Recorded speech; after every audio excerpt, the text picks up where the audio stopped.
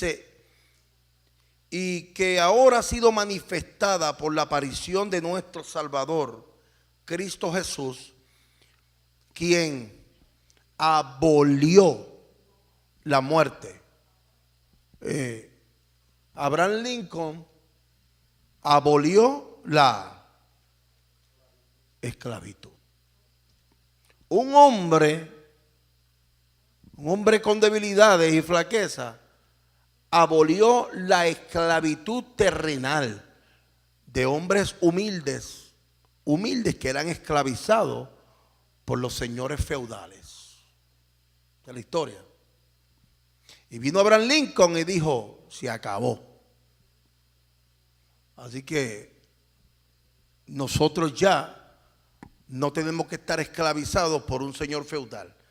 Cristo vino para que a través de su sacrificio pudiera abolir la muerte que el señor enemigo tenía controlada.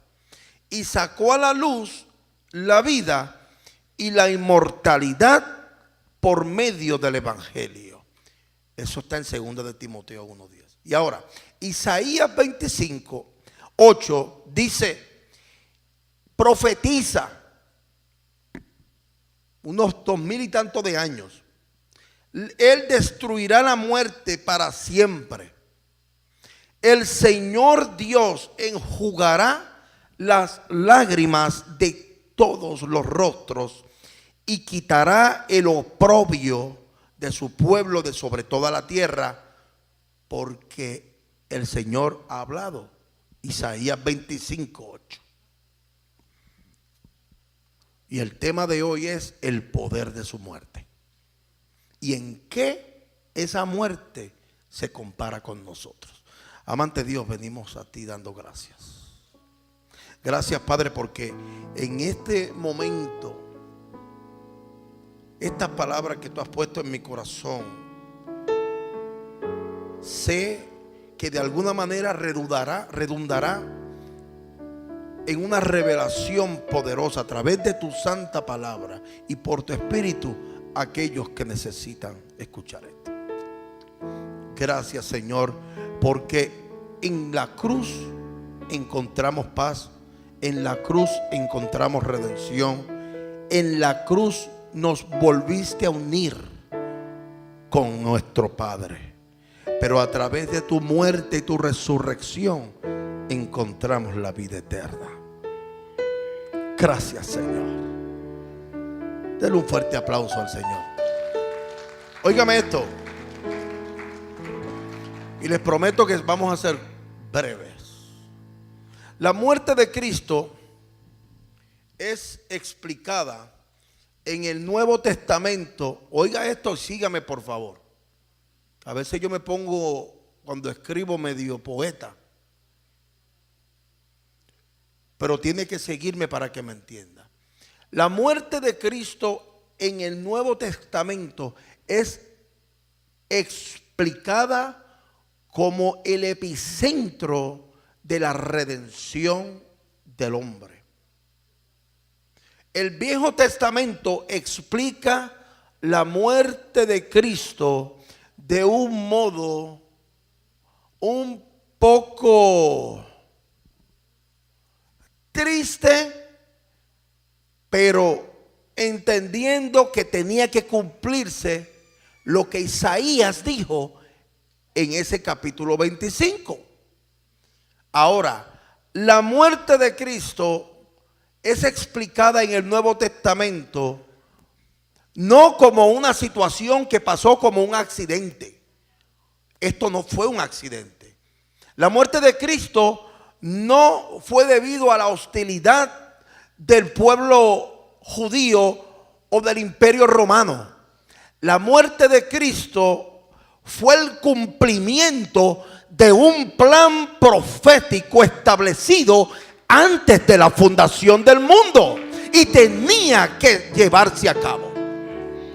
No le tome pena al plan de Dios, porque el plan de Dios fue perfecto y la palabra de Dios es perfecta. perfecta. Usted tiene que entender que si el enemigo le pone a usted en la mente, bendito, mira cómo maltrataron a Jesús, dígale, él tenía que haber pasado por ahí.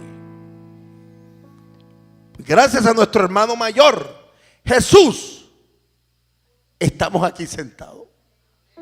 Mi padre envió a mi hermano mayor a morir, porque a través de su muerte me dice que yo tengo que morir.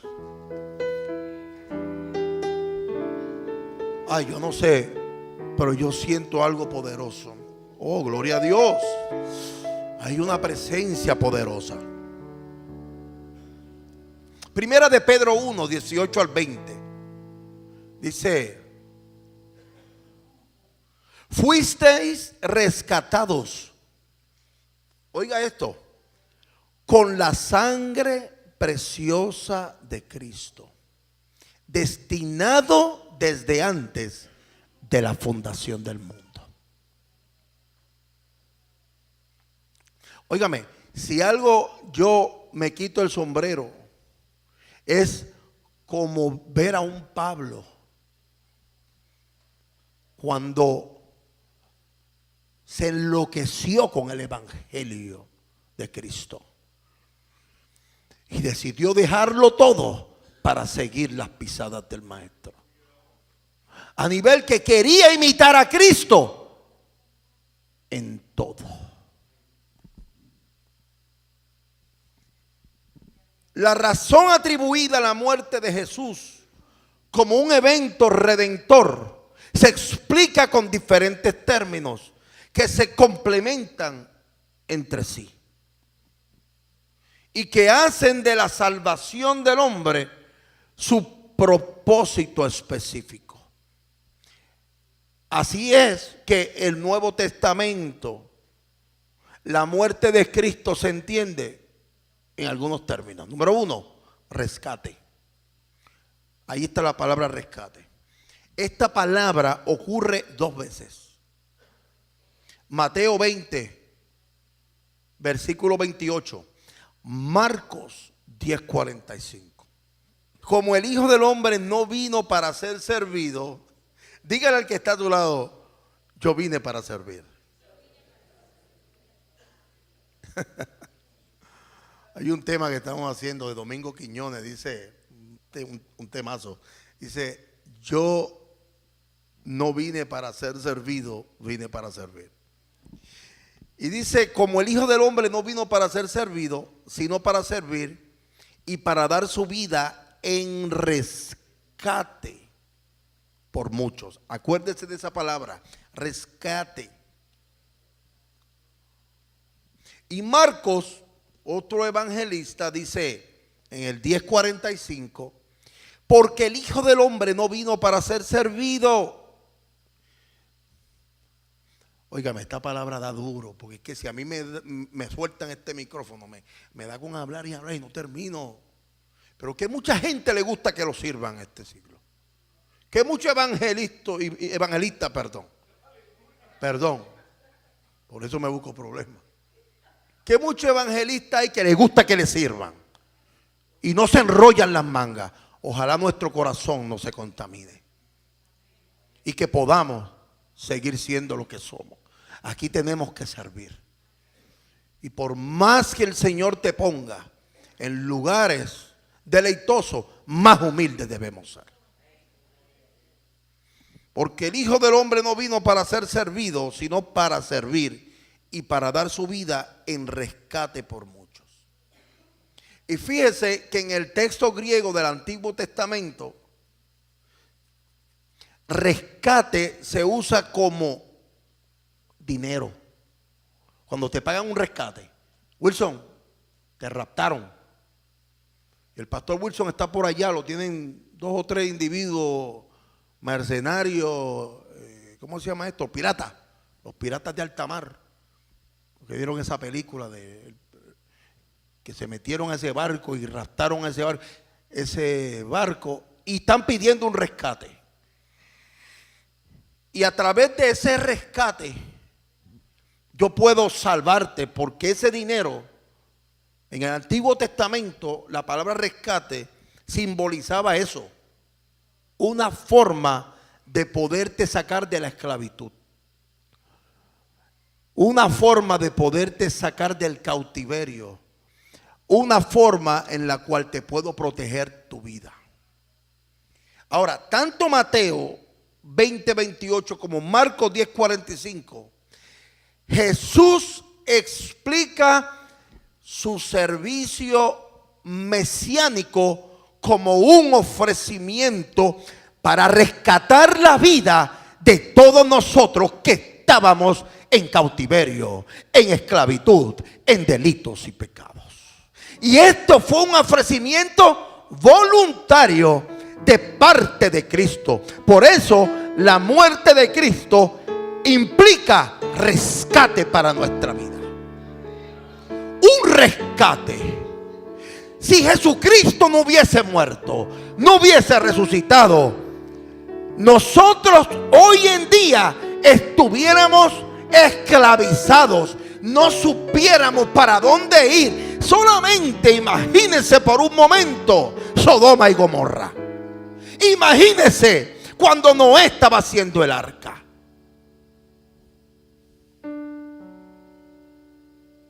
Por eso Juan 10:11 dice: yo soy el buen pastor, hablando de Cristo. Y el buen pastor su vida da por las ovejas. Y otra vez, rescate aparece en el Nuevo Testamento porque hay un solo Dios y un mediador entre Dios y los hombres, Jesucristo hombre, el cual se dio a sí mismo en rescate por todos.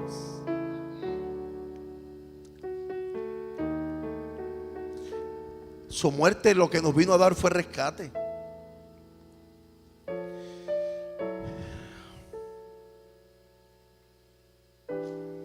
Otra palabra que se usa para explicar el significado de la muerte de Cristo es redención. Y el significado original de esta palabra es comprar un esclavo o un cautivo y hacerlo libre mediante el pago del rescate. Su muerte fue rescate y fue nuestra redención, porque a través de su redención pudo Él comprar, hacer un trueque. Yo doy mi vida, yo derramo mi sangre por Jan Raymond, yo derramo mi sangre por Johanning, yo derramo mi sangre por Moraima, por mi hermana Juana. Yo derramo mi sangre por ellos. Prefiero hacer un canje enemigo para que tú entiendas que yo, por mi amor que tengo a la humanidad y mi Padre, yo voy a dar lo que tengo que dar para morir por ti, porque a través de mi rescate voy a pagar esa redención gloriosa a través del sacrificio y derramamiento de la sangre del Cordero para poder librarte de la esclavitud y del cautiverio satánico. Por eso, por medio de la sangre de Cristo, el hombre tiene redención. ¿Cómo no? La cual consiste, número uno, en el perdón de los pecados. Número dos, en la adquisición de una herencia eterna. Pero ¿cómo es posible que yo tenga una heredad eterna si todavía no tengo un cuerpo glorificado? Todavía estoy padeciendo y las cosas malas es lo que quiero hacer, más lo bueno no hago.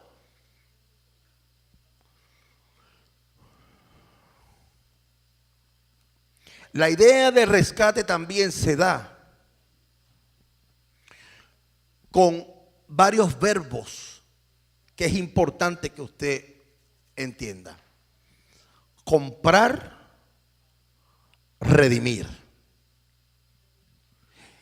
Y ambas palabras vienen de un griego, una palabra griega que se llama mercato.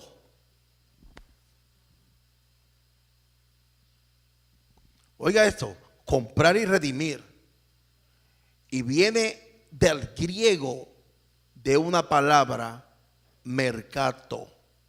Y no puede entender que mercato se parece a la palabra mercado. Es un término enfático que sugiere la acción de comprar algo en el mercado para luego sacar de ese lugar lo que se compró, lo que adquirió, para que pueda tener libertad. Por eso su sangre provocó la muerte, un rescate. Y en el rescate hubo redención. Y en la redención hubo un trueque, hubo un cambio. Yo compro, tú me das y yo lo llevo. Según Pablo, Cristo nos redimió de la maldición de la ley. Hecho por nosotros maldición, porque todo hombre que llegaba al madero era maldito según la ley, porque fue colgado en un madero. Y según este texto, la redención es consecuencia por la muerte de Cristo. La otra palabra que hace que el poder de su muerte sea tan gloriosa es la palabra expiación.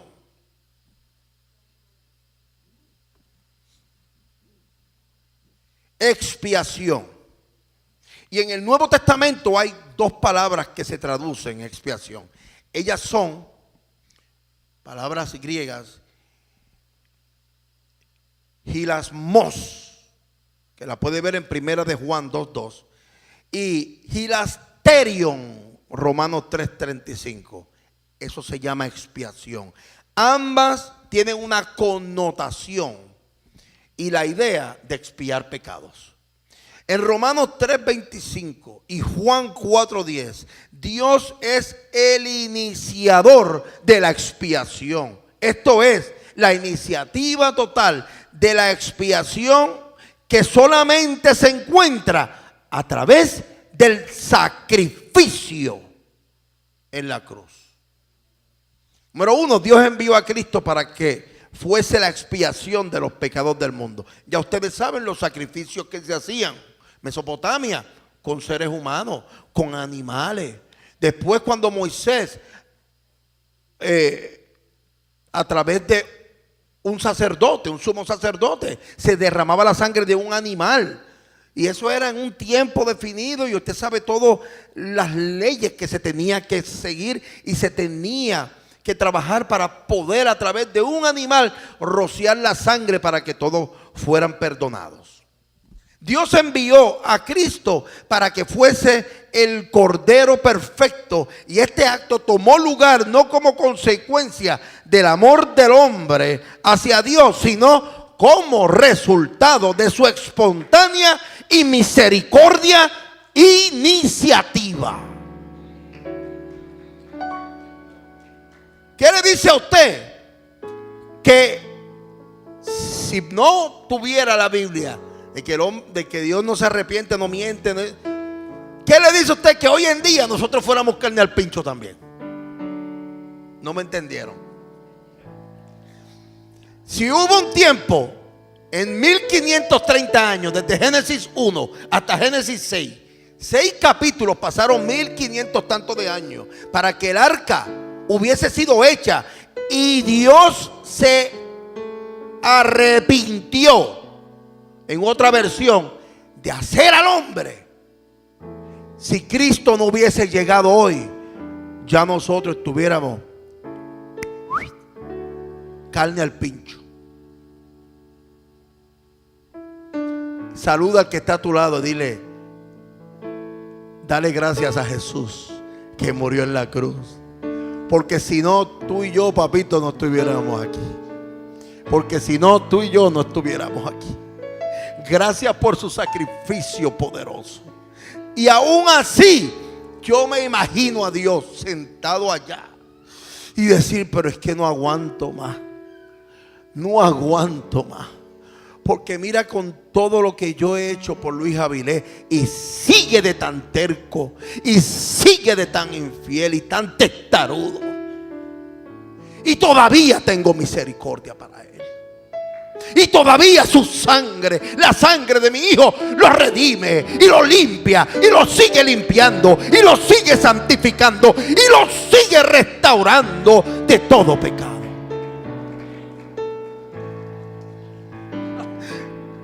Chacho, Luisito estuvo 20 años en esa situación. Ya tú sabes. Y me acuerdo cuando fuimos a la casa.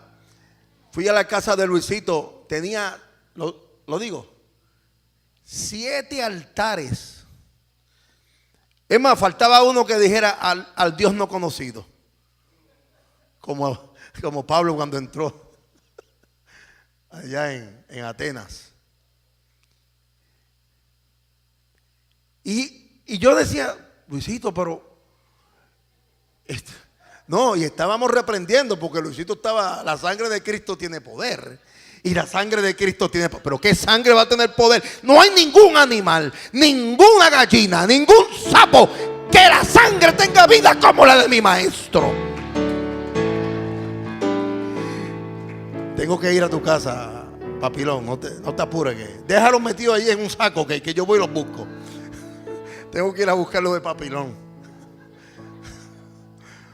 Pero la sangre de Cristo ya te limpió y ya te redimió. Olvídate de eso, chacho. Déjalo por allí que cojan polvo. Óigame, y fuimos a la casa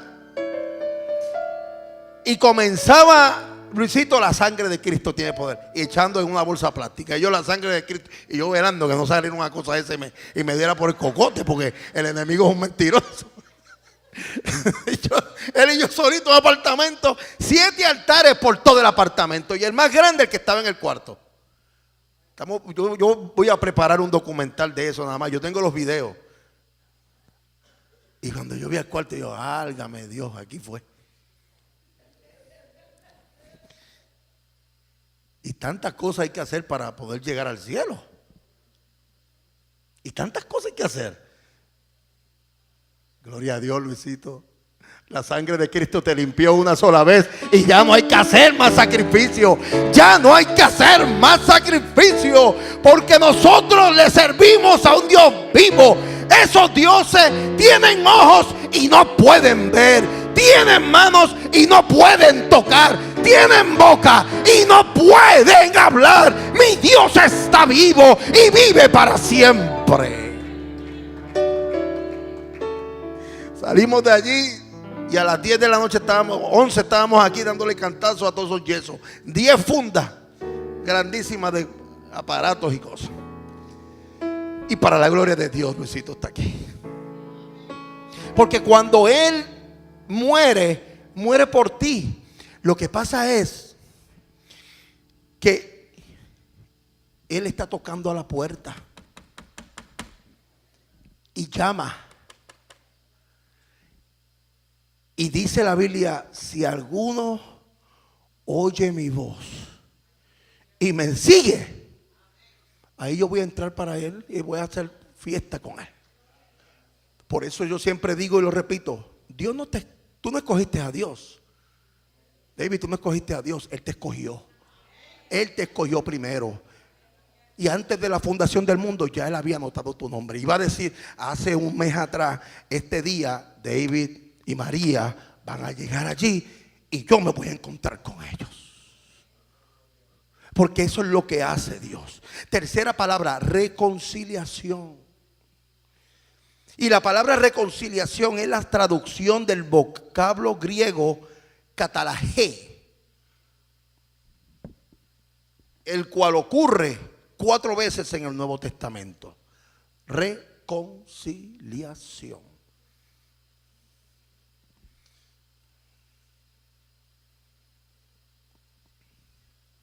Por lo tanto, Dios es el que reconcilia a la raza humana consigo mismo. Y no a sí mismo con la raza humana.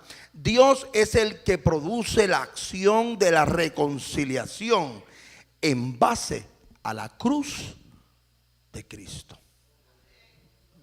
Por eso Satanás no quería que Jesús llegara a la cruz. Todo el mundo, todos los judíos, fariseos, escribas, el pueblo, el imperio romano, creía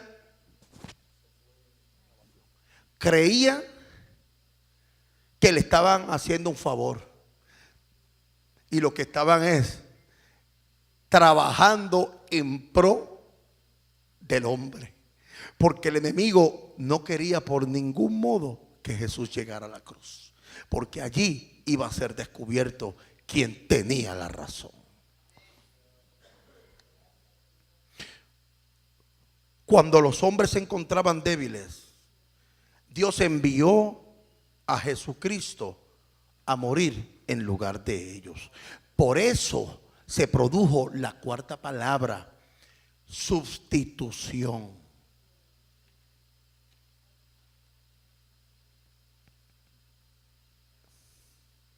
Me están mirando como si tuviera un ser extraterrestre. Y le voy a decir a qué se debe esta palabra. Estudiando Matthew Henry y algunos individuos por ahí, estoy viendo esa palabra sustitución. Y hay una doctrina bíblica en el griego, en la traducción griega, donde hay un número considerable de textos donde la muerte de Cristo se presenta como una sustitución. Esto es, en lugar de la humanidad, murió Cristo. Eso es tan sencillo como lo que es. Eso no es una doctrina falsa ni doctrina errónea. Eso se llama que Cristo, en lugar tuyo y mío, nos sustituyó en la cruz. Primera de Pedro 2, 21, 24. Sígame por favor, mírenme para acá. Cristo padeció por vosotros. Y no nosotros, como leen las versiones en español. Quien llevó el mismo nuestros pecados en su cuerpo sobre el madero, por cuya herida fuisteis sanados. Primera de Pedro 3:18, porque también Cristo padeció una sola vez por los pecados tuyos y míos, el justo por los injustos, para llevarnos a Dios. Segunda de Corintios 5:21, al que no conoció pecado por nosotros. Oiga esto, watch out, porque esto fue un motivo por Facebook. Watch out, watch it. Segunda de Corintios, Pablo, inspirado por el Espíritu Santo y entendiendo lo que era la maldición en el madero, costumbres, él pone y escribe, al que no conoció por nosotros. La versión griega, el escrito griego al latín, dice, se hizo maldad.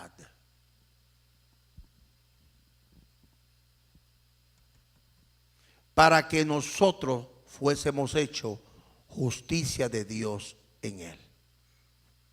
Y le voy a explicar por qué. Jesús no se hizo pecado. Jesús cargó el pecado de nosotros para morir por nosotros en la cruz. Pero al ver Pablo que la cruz era maldición para el hombre según la ley. Recuerden que la Biblia es escrita con tres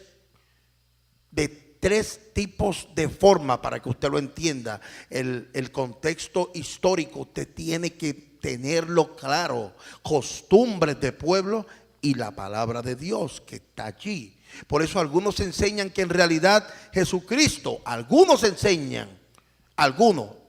que yo estoy muy en desacuerdo, que Jesús se convirtió en un pecador en la cruz. Eso es una falacia, eso es una aberración. Jesucristo nunca se convirtió en pecador en la cruz. Y por lo tanto fue castigado en la cruz. Hay versiones y gente y teólogos que dicen esto. Algunos incluso enseñan que Jesús tuvo que ir al infierno durante 3 días para pagar por esos pecados. ¿Quién le dijo a usted ese tipo de disparate? Y vuelvo y digo, disparate. sé por qué le digo. Nada de eso es verdad. En la cruz Jesús tenía que ser el cordero sin mancha. El sacrificio perfecto fue Jesús, sin pecado. Cargó los pecados, como Isaías lo dice bien claro. Él cargó los pecados tuyo y mío. No es lo mismo cargar que ser un pecador. No es lo mismo yo hacerme un pecador que cargar con un problema que tú tienes. Cuando la Biblia dice que Cristo se hizo pecado, significa solo en cierto sentido que Dios lo trató como si fuera un pecador sin haber pecado. Por eso en el Getsemaní Él se sintió solo. El Padre se apartó la mirada de Él por lo que Él le iba a pasar. Iba a llegar a la cruz. Y en la cruz, yo primero vi la luz y las manchas de mi alma yo la vi. Por eso Él trató a Jesús como si Él hubiera personalmente hubiera cometido algún pecado. Por eso desvió su mirada. Pero Jesús fue a la cruz sin mancha. Fue el mejor cordero perfecto. No hubo pecado en Él. El mejor cordero fue Jesús, para poder derramar su sangre perfecta, que hasta hoy sigue limpiando y sigue regenerando y sigue santificando. Esa doctrina de la sustitución todavía la estoy leyendo y estoy estudiando, pero se basa en que la vida sin pecado de Jesucristo pudiera dársela a usted o serle imputada. En la cruz Dios trató a Jesús como si Él viviera la vida de usted, de modo que Dios puede tratarlo a usted como si viera la vida de Jesucristo. Que nosotros, siendo infieles, pecadores, sucios, desde el dedo más chiquito hasta el último pelo que no tengo, lleno de pecado, Jesús carga mis pecados para llevarlos a la cruz de cada uno de los que están en este mundo. Por eso el propósito de la muerte vicaria de Cristo fue para que el hombre pudiese morir al pecado y vivir a la justicia. Por eso, si Jesús murió, tenemos que morir. Ese es el sencillo evangelio de Cristo. Número 2, para que el hombre pudiese acercarse a Dios. Por eso hay religiosos, la palabra clave.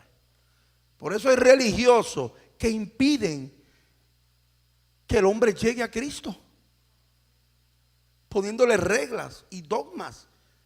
¿Por qué? ¿Por qué tú quieres ser Espíritu Santo? ¿Por qué tú quieres ser Dios si tú no le llegas al dedo más chiquito?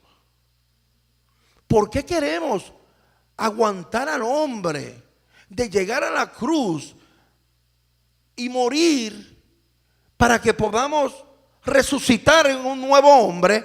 Porque el crecimiento lo da Dios. Eventualmente el crecimiento no lo puede dar un hombre.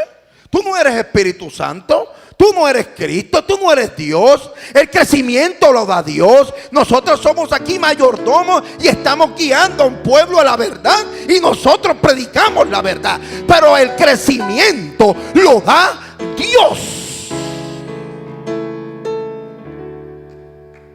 La muerte vicaria de Cristo fue para que el hombre pudiese morir al pecado y vivir la justicia, para que el hombre pudiese acercarse a Dios y para que el hombre pudiese tener justicia de Dios.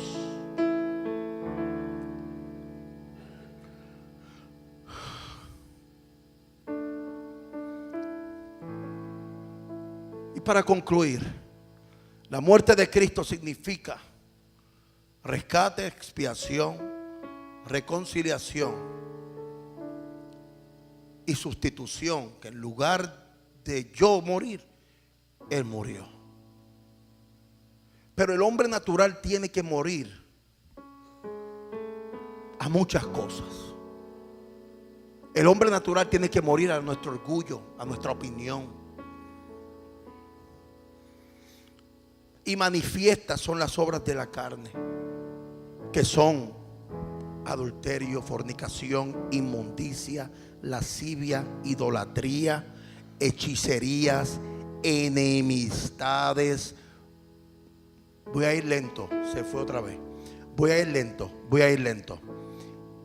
Idolatría, hechicerías, enemistades, pleitos, celos, iras, contiendas, disensiones, herejías, envidias, homicidios, borracheras, orgías y cosas semejantes a esta. Por si acaso a Pablito se le olvidó algo, pues mira, puso y cosas semejantes a esta, acerca de las cuales os amonesto, como ya os lo he dicho antes. Que no solamente se lo repite, ya se ha cansado de repetirlo y vamos a tener que seguirlo repitiendo, que los que practican tales cosas no heredarán el reino de Dios.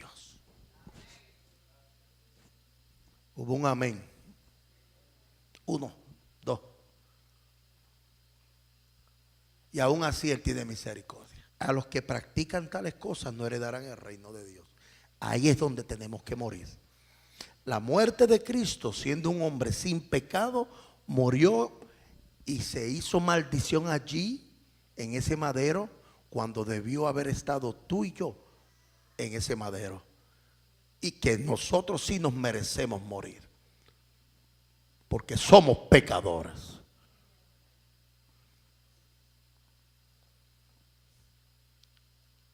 Denle un fuerte aplauso al Señor.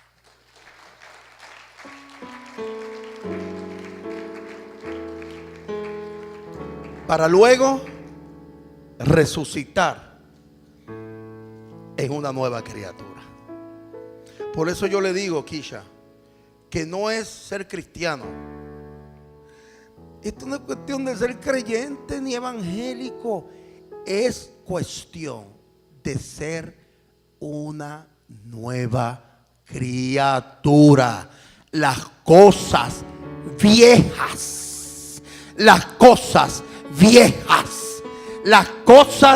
viejas pasaron. He aquí, todo es hecho viejo, nuevo para el Señor. Nuevo. Nunca fuiste. Nunca lo has sido. Es verdad, pastor. Yo sé que tengo la verdad. La muerte de Cristo nos dice que tenemos que morir para que las cosas viejas pasen. Tener la mente de Cristo, derrumbar y derribar todo argumento y altivez, y llevar cautivo todo pensamiento a la obediencia de Cristo. Nos dice a Cristo, porque nuestro pensamiento tiene que estar primero debajo del pensamiento de Cristo. Por eso dice la palabra bien claro que renovemos el espíritu de nuestro entendimiento, de nuestra mente, de nuestro corazón, porque aquí es que se producen todos los malos pensamientos. Y yo siempre digo que el criminal no se hace criminal por el acto, es por lo que ya pensó. Pensó en matar a alguien, ya tú eres un criminal, porque para tú llevarlo a cabo tuviste que haberlo pensado. Así que 2 veces eres malo. Denle un fuerte aplauso al Señor. Baje su rostro. Espero que esta palabra haya hecho rema en tu corazón. Fue para nosotros un privilegio el que tú hayas estado con nosotros. Si quieres contactarme, puedes llamarme 24 horas los 7 días de la semana al 561-602-5331. Esto es Casa de la Fe. Esto es una iglesia de amor, de fe y de esperanza. Dios te bendiga. En casa gloria al único Dios, Salvador.